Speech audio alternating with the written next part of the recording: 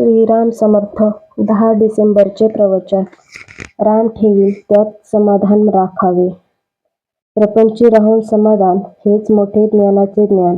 भगवंताचा हात जिथे समाधान सुख राहते तिथे.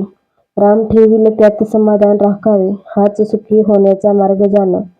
रामापायी अनन्य झाला समाधान चालत येई घराला. ज्याचे अंतःकरणांत समाधान तेथे भगवंताच्या प्रेमाची उत्पत्ती जाण. आपले असमाधान होण्याचे कारण रामाहून दुसऱ्याचे झालो आपण. उपाधिरहित रामास पहावे मध्यंतरी चित्त कोठे न गुंतवावे. चित्त गुंतता मध्यस्थळी परमात्म्याची प्राप्ती दुरावली. भगवंताचे स्मरण तसेच भगवंताचे आगमन पुण्याईशिवाय घडत नाही जाण. श्रीराम सर्वव्यापी हा ठेवून विश्वास समाधान राखावे खास.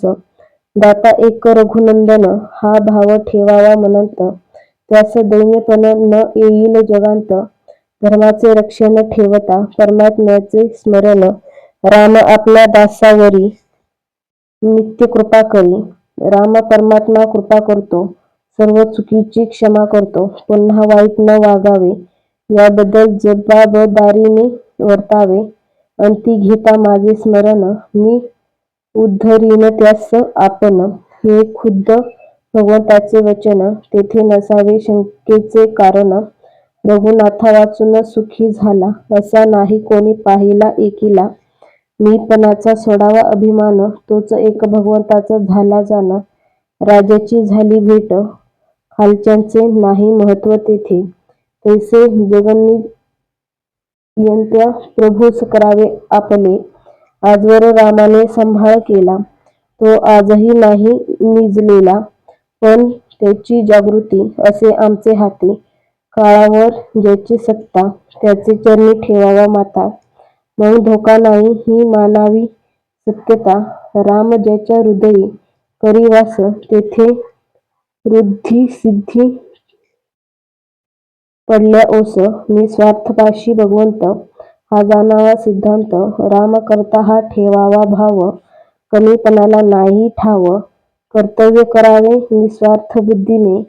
राम खुश होईल त्याने. ज्याला नाही दुसरा उपाय तेथे मागावे भगवंताचे सहाय्य.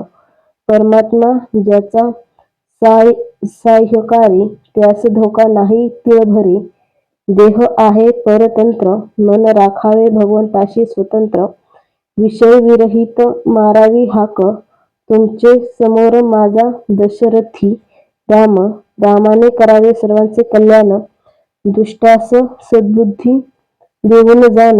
दीनदयाळू परमात्मा राम खास. न ठाव द्यावा विकल्पास त्याच्याशी वागावे सत्य. कृपा करील भगवंत अखंड करा नामस्मरण. जने कृपा करील रघुनंदन. आजचा बोध. भगवंताने काय दिले ते पहावे त्यात समाधान राखावे.